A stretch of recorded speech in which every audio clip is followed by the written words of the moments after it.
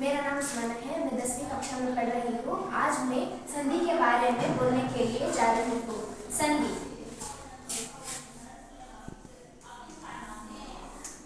संधि का अर्थ होता है मेल का मतलब दो वर्णों या अक्षरों के मेले से होने वाले विकार को हम संधि कहते हैं। जब दो वर्ण आपस में जुड़ते हैं तो एक नया रूप को धारण करते हैं। इसको हम संधि का प्रक्रिया कहा जाता है। संधि में 3 विभाग है या 3 वेद। एक है स्वर संधि,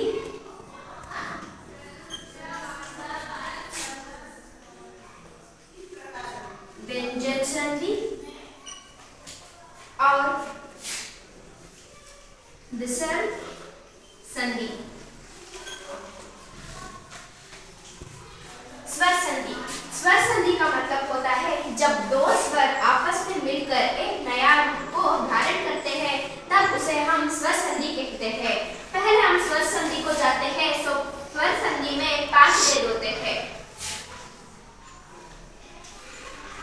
5 वेद वो है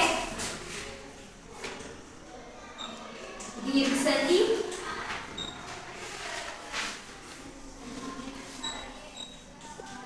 गुण संधि,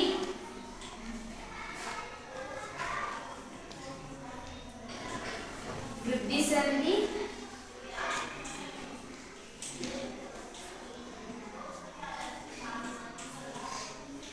यण संधि और अयादी संधि। पहले हम दीर्घ संधि के बारे में कुछ जानकारी प्राप्त करेंगे। दीर्घ संधि 2 सवर्ण स्वर मिलकर दीर्घ हो जाते हैं। इसको हम दीर्घ संधि कहते हैं। यदि आ इ उ रू के बाद ह्रस्व या दीर्घ स्वर आते हैं तो दोनों मिलकर क्रमशः आ इ उ और रू हो जाते हैं। यह ह्रस्व स्वर हो जाते हैं। तो इसको हम दीर्घ संधि कहते हैं। हम इसका उदाहरण देखेंगे। पहले हम धर्मात्म इस शब्द को धर्मा प्लस आत्मा आ प्लस आ इज इक्वल आ के बाद आ आने से हमें आ मिलती है तो इसको हम दीर्घ संधि कहते हैं। और एक उदाहरण मैं देती हूँ। महेंद्र, मही प्लस इंद्र, ई प्लस ई इज इक्वल ई। जब ई के सामने ई आते हैं तो हमें ई मिलती है। इसको हम दीर्घ संधि कहते हैं। हम गुण संधि को जाएंगे। यदि आ या आ के बाद ई या ई, उ या उ और रू आए तो दोनों मिलकर क्रमशः ए, ओ और आर हो जाते हैं। इसको हम गुण संधि कहते हैं। हम गुण संधि के कुछ उदाहरण जानकारी प्राप्त करेंगे।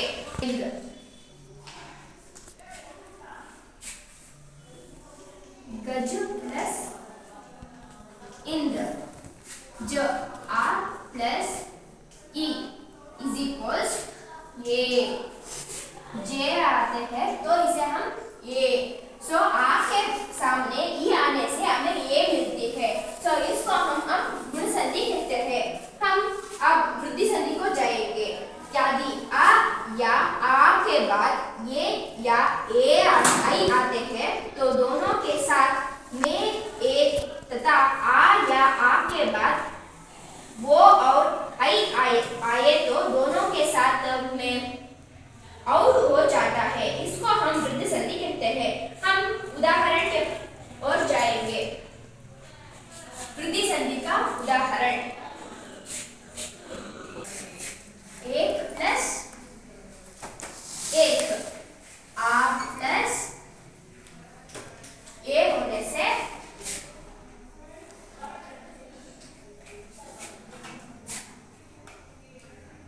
आई होता है।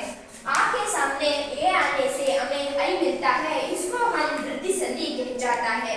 अब हम यण संधि को जाएंगे। यदि ई उ और रू के बाद कोई भिन्न स्वर आए तो ई का यू, आ उ का व और शा का र हो जाता है। हम इसका कुछ यण संधि का उदाहरण जानकारी प्राप्त करेंगे।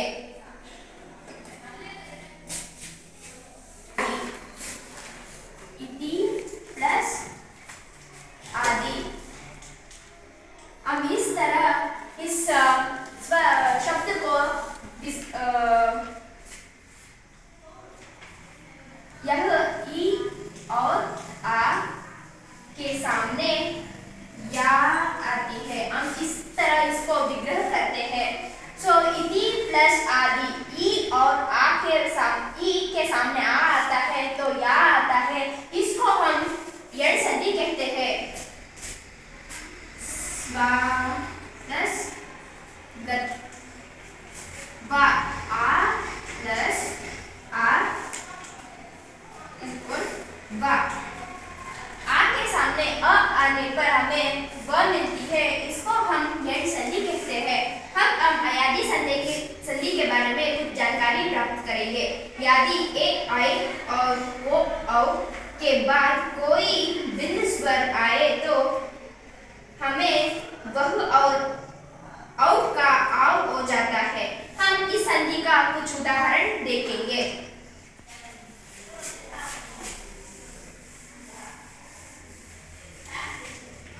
अयादी संधि।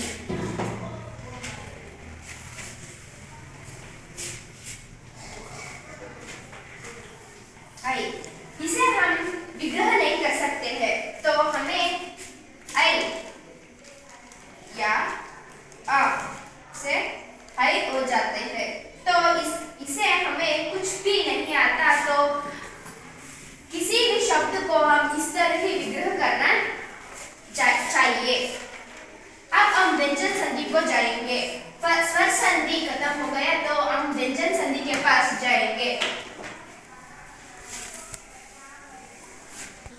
व्यंजन संधि में कोई भी भेद नहीं होता है, तो व्यंजन संधि का अर्थ होता है व्यंजन के स्वर अथवा व्यंजन के मेल से उत्पन्न विकार को व्यंजन संधि कहते हैं। हम इस संधि का कुछ जानकारी प्राप्त करेंगे। संधि के कुछ उदाहरण को देखेंगे।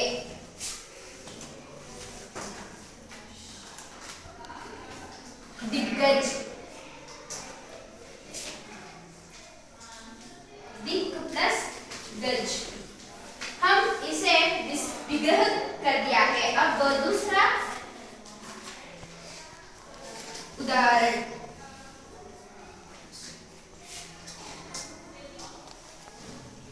तद्रुक्त, इसे हम व्यंजन संधि को ये दो शब्द व्यंजन संधि का उदाहरण है। अब हम विसर्ग संधि को जाएंगे। स्वर अथवा व्यंजनों के साथ विसर्ग का मतलब आहा आता है तो इसको हम विसर्ग संधि कहते हैं। विसर्ग संधि के कुछ उदाहरण हम जानकारी करेंगे।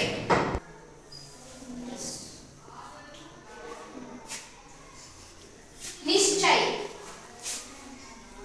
निह प्लस चय, यह विसर्ग आए है तो निह प्लस कपट, यहाँ भी विसर्ग आया है। और निह प्लस रस, यहाँ भी विसर्ग आए हैं तो इसको हम विसर्ग संधि कहते हैं। यह तीन उदाहरण विसर्ग संधि का उदाहरण है। धन्यवाद।